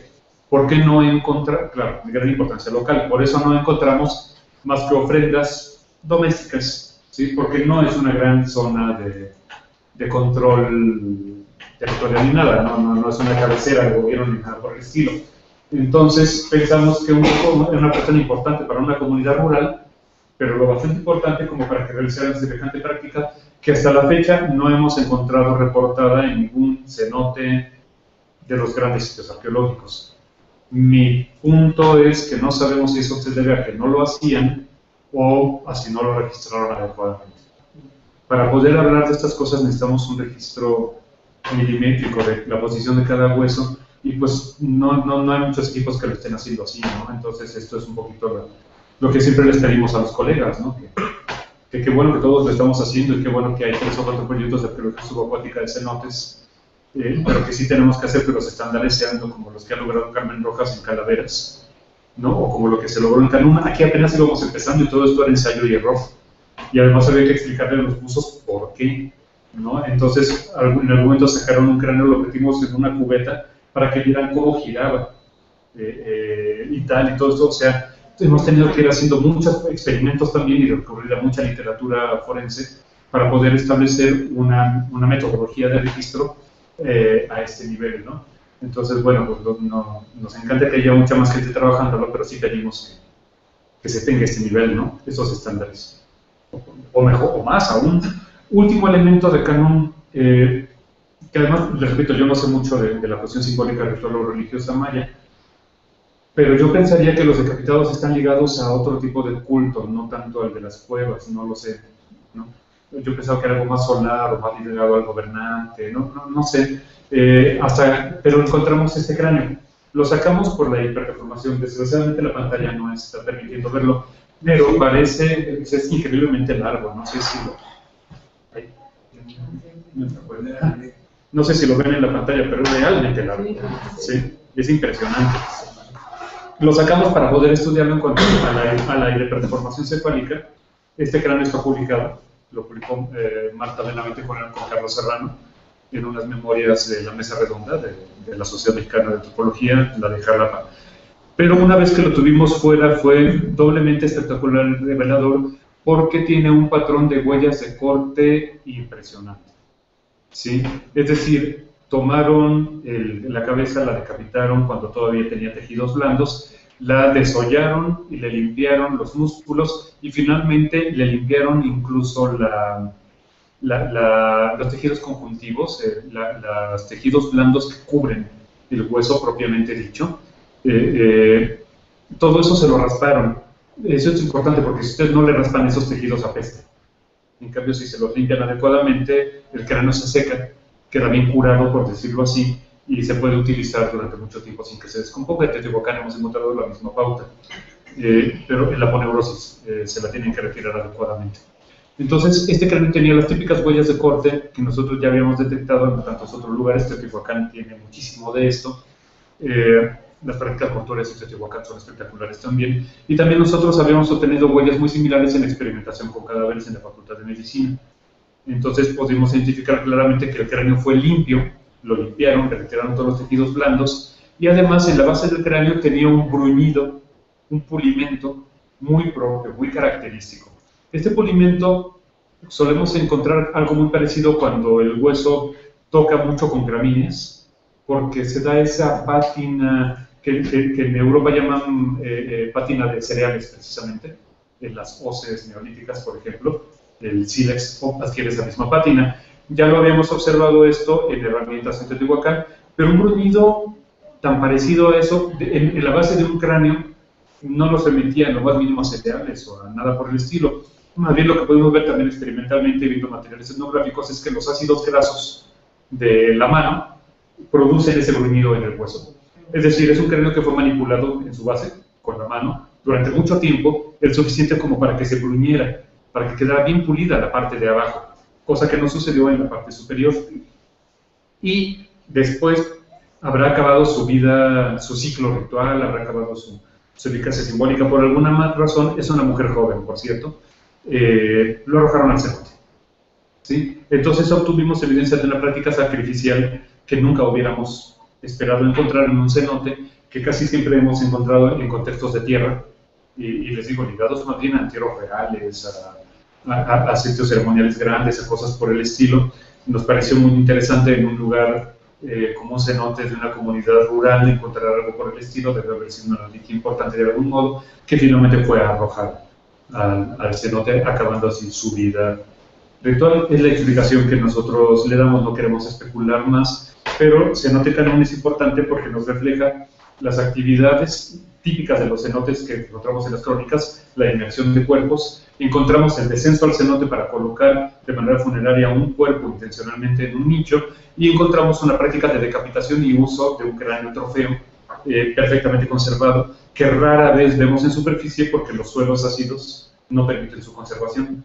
Entonces, este cenote nos dio una diversidad también de prácticas mortuorias que hasta ahora yo creo que es el más importante y el más estudiado de manera más completa de las tierras bajas del norte, ¿no? Concluyo. Sí. Uso evidente del Pleistoceno hasta la actualidad, tanto de cuevas como de cenotes. ¿Esto quiere decir que hay continuidad cultural? No lo sé, no lo sabemos. Tenemos materiales de hasta 9.000 años y luego los del preclásico. Y en el medio hay un hiatus de materiales que no tenemos. Todo el mundo quiere siempre encontrar el esqueleto más antiguo. Nosotros, en cambio, queremos encontrar esqueletos de 3.000 años, 4.000 años, 5.000 años, etcétera, para poder cubrir toda la secuencia y saber si es posible que haya habido o no continuidad cultural. No hay ningún motivo por los que estos individuos no fueron antepasados de los mayas, pero no lo sabemos. Y es interesante porque las ideas es que los mayas pueblan la región poco antes del preclásico. Yo no conozco mucho de esto, pero en todo caso, esta hipótesis sería alternativa a la de una colonización tardía de las tierras de la costa oriental, ¿no? Diversidad de patrones contextuales que admiten diversas interpretaciones, como les decía en Canún, pues ahí están los esqueletos, pero es muy arriesgado ir más allá. Se pueden hacer varias interpretaciones de lo que pasó ahí. Evidencia de particularidades regionales que no se ajustan a un patrón único, gran diversidad. Si tomamos únicamente lo que dijo Sagún, o si tomamos únicamente lo que dice el Popol Vuh sobre el inframundo, no vamos a tener representada la totalidad de la complejidad de la interpretación sobre el inframundo que debieron haber tenido los mayas. La evidencia arqueológica y la antropología física nos dan entonces bases para enriquecer muchísimo más estas interpretaciones que los contextos arqueológicos tradicionales, en donde la conservación es muy mala y no tenemos todos estos datos. ¿Sí? Posibles contrastes entre la religiosidad popular y la religión oficial, hipótesis. Yo aquí vengo a plantear dudas más que otra cosa. Esto lo encontré también en Teotihuacán, en donde en unidades domésticas de artesanos, no de élite, están imitando las grandes ofrendas de las pirámides y de los templos. Están agarrando restos secundarios y arman una ofrenda que yo llamé chapucera, porque son varios individuos que ya estaba seco el hueso, que ya estaba esqueletizado, y lo pusieron como si fuera una ofrenda sacrificial, ¿no? Entonces pienso que es probable que también aquí algunas de los grandes contrastes que tenemos entre las ofrendas y entre los tipos de restos que encontramos en el gran cenote sagrado de Chichén Itzá y estos pequeños cenotes de áreas marginales se deben a contrastes interesantísimos entre la religiosidad popular y la religión oficial. Uso funerario y sacrificial, posiblemente al mismo tiempo, de los diferentes cuerpos de agua sumergidos, ¿no? Subterráneos. lo cual también enriquece muchísimo esta posibilidad de interpretaciones. Diversidad de prácticas sacrificiales, no solamente la inmersión, como por lo menos yo ingenuamente había pensado que era lo evidente que vamos a encontrar, sino también la decapitación como mínimo. Hay que ver entonces de una perspectiva mucho más detallada los restos humanos que están ahí, porque a lo mejor están pasando muchas otras cosas y se nos han pasado por alto. ¿Sí? Serían, digamos, mis conclusiones. Lo último es que por favor le pidan a su arqueólogo de cabecera, o bueno, los que trabajan los cenotes, esta necesidad de un registro mucho más estricto, mucho más elaborado, ¿no? Igual que cualquier otro tipo de arqueología, el decir que un cenote es de gran importancia porque el día de posición cenital del sol el cenote se ilumina verticalmente, bueno, sí, es importante, pero cualquier cenote de cualquier lugar que esté en el trópico va a ser lo mismo, de modo que no es evidencia suficiente, es evidencia necesaria pero no suficiente. Y además yo me quedo pensando, es que este dato en particular de la posición cenital del sol, con cualquier palito colocado verticalmente, cualquier campesino lo sabía. No es como deducir el equinoccio, que hombre, requiere un conocimiento un poquito mayor de astronomía. Entonces, el estudio detallado de la posición, de la orientación, de la ubicación de los restos que encontramos, nos da muchísima más información y ahora sí que es, digamos, mi otra moraleja, ¿no? de lo que vine a platicarles. Entonces,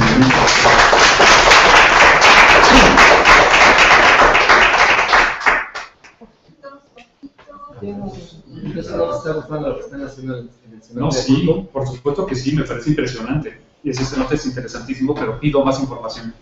Por lo mismo que me gusta, pido más información. Pero, por ejemplo, en cuanto a... Tienen que publicar. ¿Cuál cenote?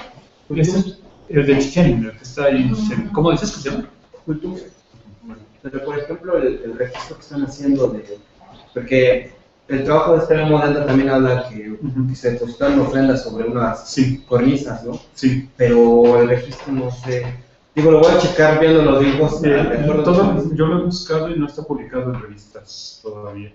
Entonces no se trata de una crítica, se trata al contrario de una demanda de más información, ¿no? El problema es que no solo es ese cenote. Lo usé de ejemplo porque acabo de salir en el geográfico. El problema es que ellos han ido a muchos otros cenotes, se les está acumulando una gran cantidad de información que todos queremos, ¿no? Y la tienen. Bueno, yo espero, yo sé que la tienen, obviamente, ¿no? Entonces, igual que nosotros en todas partes lo publicamos, lo subimos a internet, lo socializamos, queremos que los demás equipos, y no solo son ellos, el Atlas de Cenotes de la Subdirección de Arqueología Acuática está haciendo un gran trabajo, que también cuando lo empiecen a publicar nos va a dar muy buena información también, ¿no? O sea, todos ellos, pero bueno, sí, nosotros nos ponemos a tiro, porque si haces pública tu metodología, te la pueden criticar.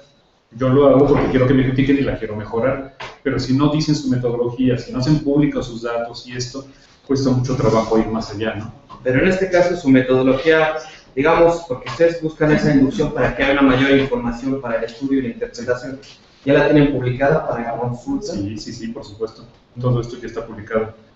Vaya, no todo esto, perdón, los últimos 3 esqueletos precerámicos apenas los voy a presentar porque los obtuvimos hace año y medio y estuvieron 8 meses en conservación, ¿no? Pero todo lo demás está ampliamente publicado.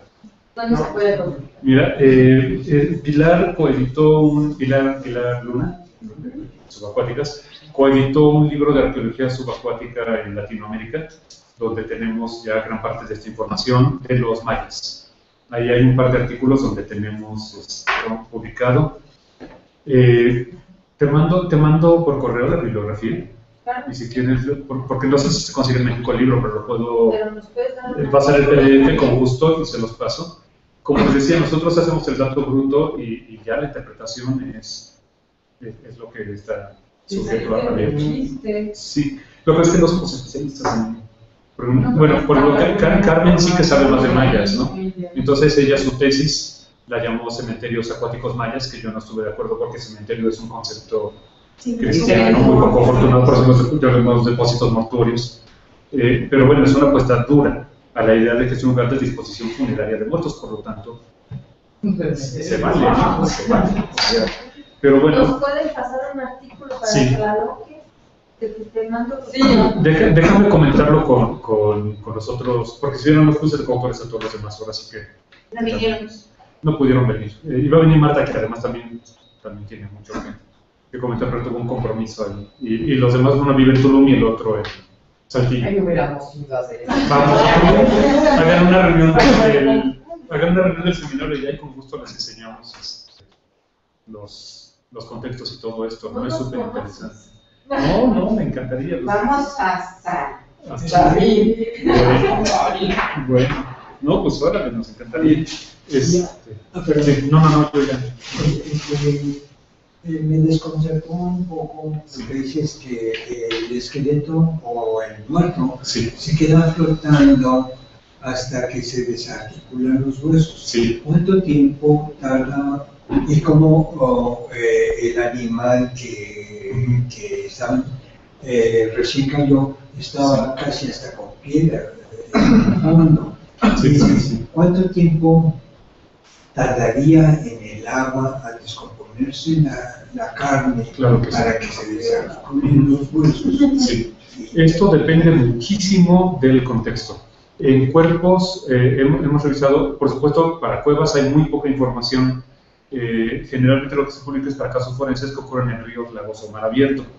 En mar abierto la descomposición es casi instantánea, ¿sí? Por la salinidad, temperatura y la presencia de seres vivos. Estos son los tres grandes factores. Cuando ¿no? Así es. Entonces, en este caso en las cuevas duran mucho tiempo. Tuve la suerte de conocer a un señor que nos ayudaba, era hablante de maya, pero además perteneció durante mucho tiempo a la Cruz Roja y le tocaba ir a sacar muertos a los cenotes. Entonces él me decía que el proceso dura aproximadamente 2 semanas. Dependiendo de la época del año puede ser entre 10 días y 17 días. Si hace más calor la descomposición ocurre mucho más rápido. Si no hace tanto calor es muy lenta. En un río la descomposición dura 4 días o menos. ¿Sí? En cambio, en este contexto puede durar hasta 17, 20 días, flotando todavía. Y lo que él decía nos platicaba que cuando le iban a sacar un muerto, preguntaba, ¿hace cuántos días murió? Le decían hace 4 días, entonces búsquenlo a 7 metros. Un conocimiento empírico impresionante. Murió hace 10 días, está flotando. No hace falta sumergirse para encontrarlo. Hace más de 20 días, ya tienen que ir al fondo a buscarlo. ¿Cómo? Ya me perdí. 4 días está flotando. Va a estar flotando todavía a cierta profundidad, boca abajo, porque todavía los gases no son suficientes para obligarlo a salir a la superficie. Ahora, una vez que están en la superficie, si están al aire libre, aves, insectos y otros depredadores lo consumen lo más rápido que pueden y se forma un patrón muy característico de la parte de arriba esqueletizada por el consumo de los animales y la parte de abajo con tejidos blandos con otro tipo de putrefacción. Cuando hay peces tipo carpas, blanco del Nilo y todos estos tan bonitos, se comen todo lo que hay también abajo, ¿sí? Entonces crean otros patrones. Perdón, son ejemplos. Y acá tenemos una leofauna muy importante. Pero prácticamente todavía, como les decía, hemos encontrado perforaciones ligadas posiblemente a larvas, pero en general la espeleofauna no perjudica demasiado los huesos en los contextos sumergidos. No hemos encontrado que la dañe tanto como la descomposición química, esa sí que le da en la torre a todo, ¿no? No, pero lo que me ha hecho decir es la desarticulación. El orden de desarticulación pasa en cualquier contexto, pero acá... Pero se tiene que acabar con carne, músculos... lo que pudimos ver es que las articulaciones, claro, primero se tienen que acabar todos los tejidos blandos, pero luego la primera descomposición es, ¿cómo decirla? Modular de algún modo. Los huesos más lábiles van cayendo uno por uno, pero en la siguiente etapa se desprenden segmentos corporales porque ciertas articulaciones son más firmes que otras. Entonces, por ejemplo, el cráneo se va a desprender del cuello, pero va a llevar consigo la mandíbula y la primera vértebra cervical. Ese paquete se va junto. Las vértebras torácicas van a terminar por desprenderse, si sigue flotando, va a terminar por desprenderse de las lumbares. Se van a separar y se van a desarticular ya por separado, ¿sí? Entonces, es un orden relativamente complejo que nos permite saber en qué etapa estaban flotando y en qué etapa ya acabaron de calaverizarse y de esqueletizarse estando en el suelo. La vaca, no sé si la pasé, un esqueleto al que le faltaba nada más la cabeza, no se veía muy bien, pero también le faltaban las pezuñas. Entonces se hundió después de que perdió la cabeza y las pezuñas, pero antes de haber desarticulado la columna vertebral y la parte superior de las patas, ¿no? Entonces, claro, esto ha sido observar cientos y cientos de casos y estar horas viendo las fotografías. Desgraciadamente, con mi asma, pues yo no puedo, a los 3 metros ya me estaba yo muriendo, entonces no puedo hacerlo yo directamente, pero con los arqueólogos y con los buzos entrenados que tienen diplomados en arqueología y que además han tenido que aguantar nuestras críticas más, hacen un registro que nos permite reconstruir todo esto con bastante eficiencia. Entonces, Y lo calcificado del agua de los cenotes no prolonga su... en algunas ocasiones el exceso de calcificación puede alterar el hueso, sobre todo en cuanto ese exceso de calcificación entra en contacto con ácidos orgánicos, como decía, se convierte en ácido sulfúrico y lo destruye, pero en otros casos lo preserva. Tenemos algunos esqueletos, desgraciadamente, no sé si oyeron el caso de un esqueleto, probablemente pleistocénico, lo llamamos Chancol II, fue robado. Pero antes de que nosotros pudiéramos recuperarlo, llegó alguien y se lo llevó. Lo más desafortunado de esto es que estaba completamente cubierto de carbonatos. Entonces estaba pegado a la roca, por eso no lo sacábamos, porque estábamos reuniendo fondos y la tecnología necesaria para poder sacarlo con todos los esperiotemas, con todo y la cubierta mineral, para no perjudicarlo. Pues esta gente llegó, arrancó los pedazos y se llevó todo y seguramente lo destruyó. Seguramente no dejó más que las cosas que ya no pudo desprender del suelo. Nosotros recuperamos esos fragmentos y los estamos estudiando. Por ejemplo, dejó dientes, que son valiosísimos para esto, ¿no? Entonces, algo estamos haciendo. Pero en este caso era el esqueleto mejor conservado de todos gracias a que la capa de carbonatos lo protegió. Sí, hasta que llegó el ser humano y se lo llevó. También les pedimos siempre a la gente de todas las comunidades académicas, buzos, mayas y todos los demás, que recuerden que son seres humanos, y pues que se les debe respeto, ¿no? Que recuperarlos es un gesto de respeto, no de rapiña, ¿no? Entonces, eso es también para... En las cuevas de Guerrero se encuentran todavía cráneos o huesos que están integrados ya a las rocas por sí. las filtraciones. En Cuxtlahuaca me tocó verlo. Fuimos a ver los murales y ese cráneo maravilloso que afortunadamente nadie ha tocado, ¿no? Porque, bueno, todavía, hasta donde yo sé todavía no, porque es una maravilla que además revela lo rápido que ocurre la formación de las estalactitas y las estalactitas, porque es olmeca y sin embargo ya está totalmente cubierto. Sí. Oye, ¿qué opina del cerebro en el caso del cráneo estropeado? Es muy buena pregunta. En el caso que encontramos, ahorita no había marcas de raspado en el interior. En algunos otros casos, en algunas otras partes del mundo, en México no, raspan el interior para acelerar la extracción del cráneo. Yo pienso que esperaron a que se licuara. El cráneo, además de neuronas, es principalmente grasa. Entonces, una vez que lo separas y dejas salir el foramen magnum a temperatura ambiente, muy rápidamente se licúa, y ya sea que lo hiervas, como en muchos casos en Teotihuacán, o que lo dejes así, el cerebro va a terminar por salir y queda una especie de jabón en el interior. La saponificación de la grasa produce una especie de jabón que queda ahí adentro. Entonces, en otros lugares del mundo han encontrado esto, en momias, aquí en México también lo ves, ¿no? Ahí queda esa cosa negra, así. Tal. ¿Y qué había? No había absolutamente nada porque el agua disolvió lo que hubiera podido haber sobrevivido, desgraciadamente. Pero en otros lugares, en Pelican Rapids, en la Florida, restos humanos de 6.000 a 5.000 años de antigüedad, cuando un buzo los encontró debajo del agua, aquí el agua está llena de taninos, que es lo mismo que conserva las momias del norte de Europa. Las condiciones de hipoxia hacen que no haya ni seres vivos ni nada, entonces todavía había tejidos vivos, y comenta que el buzo de los años 40, además también hay que considerar eso, cuando encontró el cráneo vio que había algo adentro y le metió el dedo para ver qué era. ¿Sí? Después me quedé pensando que de hecho la pasó más tonta del mundo, porque era posiblemente el único cerebro fresco, conservado intacto, de 45.000 años de antigüedad, y lo destruyó con el dedo. Imagínate. Pero bueno, sí, es, así se aprende lo que puedas aprender. Sí, exacto. Imagínate meter la pata entera. No, son... Qué barbaridad.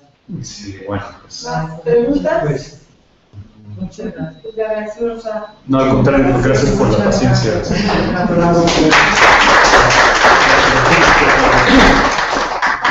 Quien quiera comentar.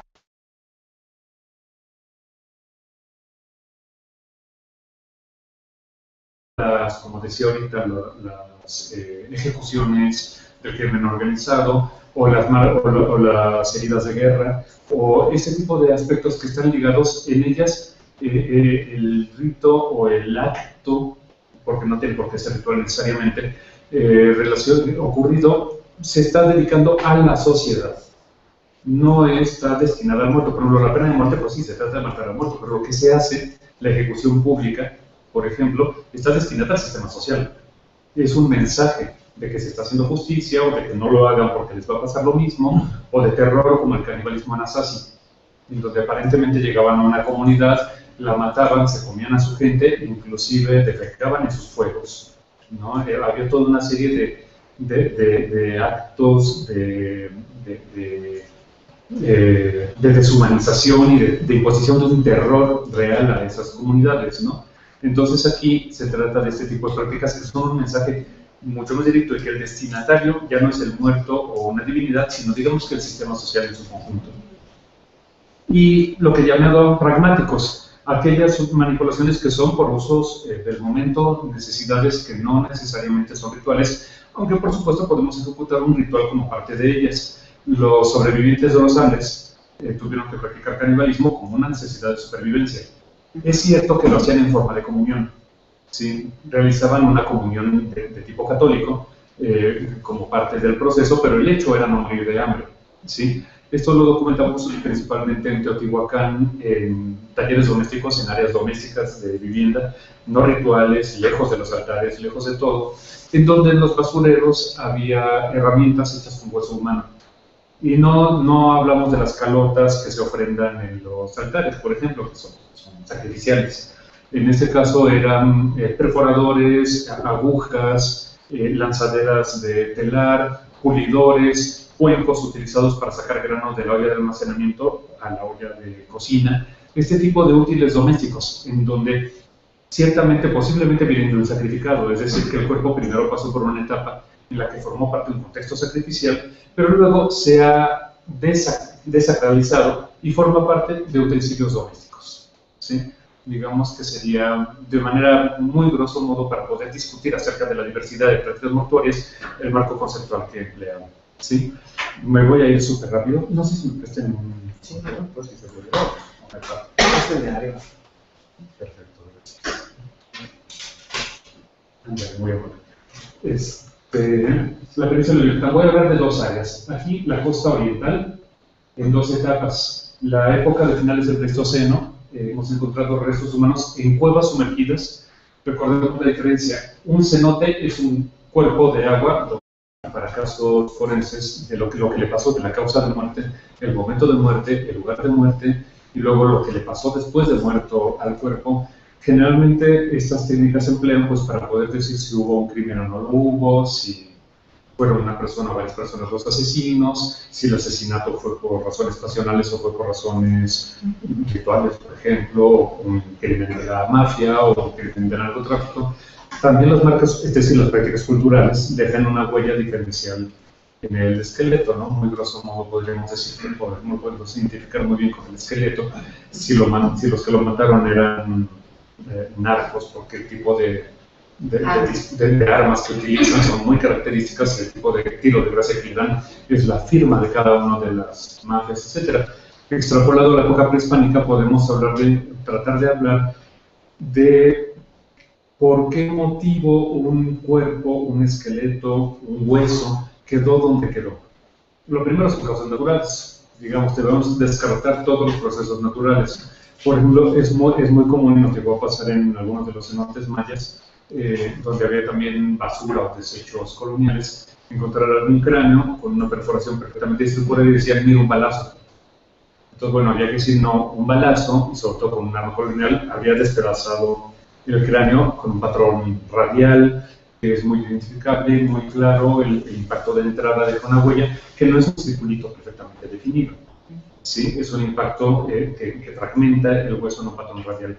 Estos hoyitos eran perfectamente redondos, vistos al microscopio, se veía que eran irregulares y rasposos, y eran básicamente las mordidas de larvas que crecen en el agua, que hacen áreas, no se alimentan del hueso, sino que más bien lo roen, buscando lugares donde depositarse, donde alojarse, y muerden perfectamente redondo.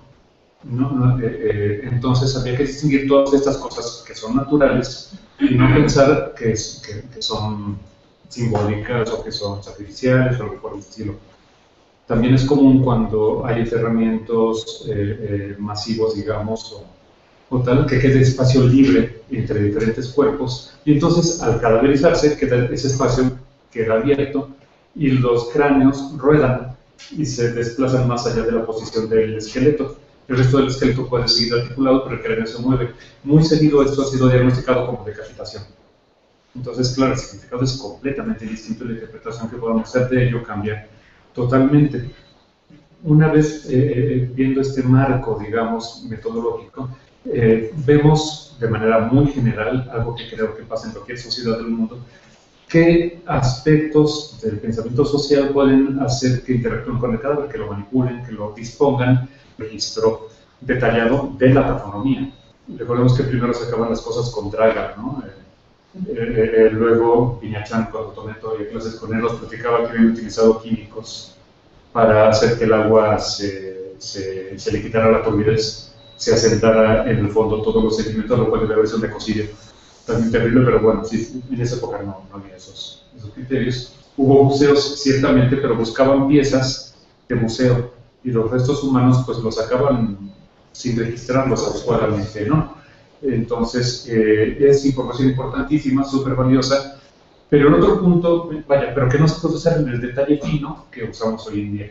El otro punto por el que no quise utilizar un gran cenote de estos en una zona ceremonial de primera importancia, es porque sabemos bastante sobre el culto oficial, ¿sí? Sobre la religión estatal que había en este tipo de sociedades, se sabe bastante de ello. En cambio, estos cenotes en áreas marginales, en áreas prehispánicas pequeñitas, centros secundarios, tributarios seguramente de las grandes ciudades, hay otro tipo de religiosidad, una religiosidad popular que puede o no coincidir con el culto oficial. Por eso es por lo que también hago énfasis en la diversidad de prácticas mortuorias, ¿no? Muy rápidamente, me voy a seguir rapidísimo. Ahora aquí tenemos de nuevo... ¿Perdón? Sí, hay un poquito, no quiero algo ya todo esto. Curioso, aquí se ve verde, lo de arriba debería verse rojo. Pero bueno, es toda esta parte más sombreada, todo esto, es una reconstrucción de la línea de costa durante el Pleistoceno, hace aproximadamente 10 a 12.000 años. Aquí está Cozumel, que puede ver que mide el doble de su extensión actual. Y algo que es muy importante, la zona de Tulum, en lugar de dar directamente a una línea de costa, a una playa como la que vemos hoy en día, está bloqueada por grandes barras de arena y coral. Y deben de haber sido una zona lagunar, posiblemente con manglares, este tipo de ecosistema radicalmente distinto a lo que vemos hoy en día. Sí, no había la bonita playa que pueden venir los turistas hoy a ver, que luego tienen que estar llevando los camiones de arena porque se lo llevó el huracán y todo aquello. Aquí había una gran barra que protegía toda esta zona. Las cuevas de finales del Pleistoceno están en esta zona y la gente que vivió en ellas debe haber vivido entonces en este ambiente. Las construcciones ambientales tradicionales nos hablan de grandes pastizales, de que la selva secundaria que vemos hoy en día no existía y tampoco la selva primaria que vieron los mayas del preclásico, sino que hoy pensamos que sí había una vegetación arbórea importante. Sí, que por lo menos en esta zona se formó un microecosistema, más allá de los grandes pastizales del norte, en donde debe de haber habido una diversidad ecológica tremenda. Como también hemos encontrado dentro de las cuevas confoterios, gliptodontes, tapires, donde el agua ha socavado la roca y se forma un botellón. Se forma una cueva vertical, un tiro vertical, con una entrada grande o pequeña, a la cual al fondo está el agua, ¿sí? Y la cueva sumergida es donde la disolución de la roca ha creado verdaderos túneles horizontales verticales. túneles en el sentido en el que estamos más acostumbrados a considerar, horizontales, que suben, que bajan y forman verdaderos laberintos. De hecho, los dos sistemas de cuevas más sumergidas bajo el agua, más grandes del mundo, se encuentran en esta región, en la costa oriental. De hecho, es probable que al final se unan, los exploradores subacuáticos continuamente están ampliando los mapas, y es probable que al final los dos sistemas se unan y terminen formando un supersistema de cuevas, que es donde los arqueólogos subacuáticos y los bustos profesionales que nos ayudan han recuperado restos que tienen dataciones de carbono 14 entre 9.000 antes del presente y 11.300 antes del presente, o sea, finales de la era del hielo, principios del Holoceno. Por esto es por lo que, bueno, vamos a hacer esta distinción. Y otro punto, cerca de Cobá, no sé si conocen Punta Laguna, que ahora está muy de moda por la observación de los monos araña que están muy acostumbrados a la gente. El sitio es un sitio arqueológico con ocupación desde finales del preclásico a lo largo de todo el clásico y con algunos elementos, aparentemente un abandono, y posteriormente una recuperación con arquitectura de la costa oriental, tipo Tulum, pero la mayor parte de la ocupación es muy similar a Cobá. De hecho está a pocos kilómetros de Cobá. Y se piensa que no fue un centro rector, era un centro subordinado a la esfera política de Cobá, ¿sí? Entonces, es importante señalar esto para la hipótesis que voy a manejar en el caso de esta zona. Se llama Punta Laguna, el sitio arqueológico, y el cenote del que voy a hablar es un pequeño cenote cerrado, este no tiene cuevas, no tiene nada, es el típico cenote vertical, está lleno de esqueletos, ¿sí? Lleno de restos humanos, entre otras cosas. El otro punto que voy a analizar está aquí cerca del centro norte, las tierras bajas del norte de Yucatán, ¿sí? Y decidí poner este ejemplo, a pesar de que tenemos muchos otros, porque también es una pequeña zona marginal. No hubo un gran sitio arqueológico que dominara, debe haber formado parte de esferas políticas de otros grandes estados, y es una zona marginal que posteriormente fue ocupada por una hacienda henequenera, y finalmente hoy en día pues está deshabitada la hacienda, pero la gente sigue utilizando los campos abandonados para ganadería. Sí, también se abandonó el cultivo de heneque pues por la crisis económica que condujo a la quiebra de todo esto, ¿no? Preferí esto porque se ha hablado de muchos lugares como Chichén Itzá y el cenote sagrado, que refleja, bueno, para empezar, desgraciadamente la forma como se ha registrado es precisamente demasiado caótica, no hay de la manera que están disponiendo de él. Me voy a referir, esto lo hemos explicado, también no es nada nuevo, es, digamos, mucha gente emplea, como prácticas mortuorias a todo aquello que se le haga a un muerto, ¿sí? Incluso al muerto simbólico, es decir, al agonizante, por ejemplo, en el caso del pensamiento cristiano, o la pena de muerte, cualquier cosa, ¿no? Dentro de ellas pueden ser diferentes funciones que además pueden sobreponerse, pueden ocurrir simultáneamente en un mismo individuo. Las funerarias son aquellas en las que todas las prácticas están dirigidas al muerto, ¿sí? Colocarle la oblación para que tenga a quien entregarse la divinidad en el otro mundo, o colocarle las ofrendas para él para que tenga comida para el camino, que tenga el proyecto que lo acompañe a cruzar el río de sangre, o colocarle la moneda en la boca para que pueda darse el caronte. Estas son cosas para el muerto, para su bienestar, o para que no se salga de la tumba, cortarle la cabeza o que le ponga una estaca. También es una práctica funeraria para evitar que el muerto haga alguna cosa, ¿no? Es decir, toda la materialización del rito, que va a quedar luego como contexto arqueológico, está destinada a la interacción del muerto, ¿sí? En cambio, en las sacrificiales pasa algo diferente. El muerto forma parte de la ofrenda a otra entidad. Él no es el objeto central del ritual, forma parte de la parafernalia ritual. La consagración a un edificio, el sacrificio para pedir lluvia, para agradar a una divinidad, en este tipo de cosas, entonces el muerto deviene parte de la ofrenda, posiblemente de una oración, etcétera, ¿no? Él no es el centro de ese ritual, ¿sí? Terapéuticas puede parecer paradójico, pero las prácticas de salud matan muchas veces o se relacionan con la muerte. Mi ejemplo favorito es la amputación, que produce una parte muerta y luego hay que disponer de ella de alguna manera, cremarla, mandarla a los desechos tóxicos en el hospital o hacer un gran mausoleo como en Turbide, ¿no? de la pierna, le hace ahí un enorme monumento funerario a la pierna, ¿no? Entonces todas estas prácticas estuvieron ligadas a un proceso curativo. Ejemplos más lógicos o más tradicionales, la trepanación, que nos asombra cuando conduce a la recuperación, porque la mayoría de las veces estaba ligado a la causa de muerte, ¿sí? Muchos otros tratamientos, como en la Edad Media, las sangrías, que podían sacarle hasta 6 litros de sangre a un ser humano que tiene 4, pues es más probable que esa sea la causa de muerte que el mal que lo condujo al médico, ¿no? Etcétera. Entonces hay también que considerar que las modificaciones que ocurren en el cuerpo durante la muerte pueden haber sido terapéuticas. Jurídico-punitivas, la pena de muerte va a generar, ya sea la oficial, la legal, la del Estado, o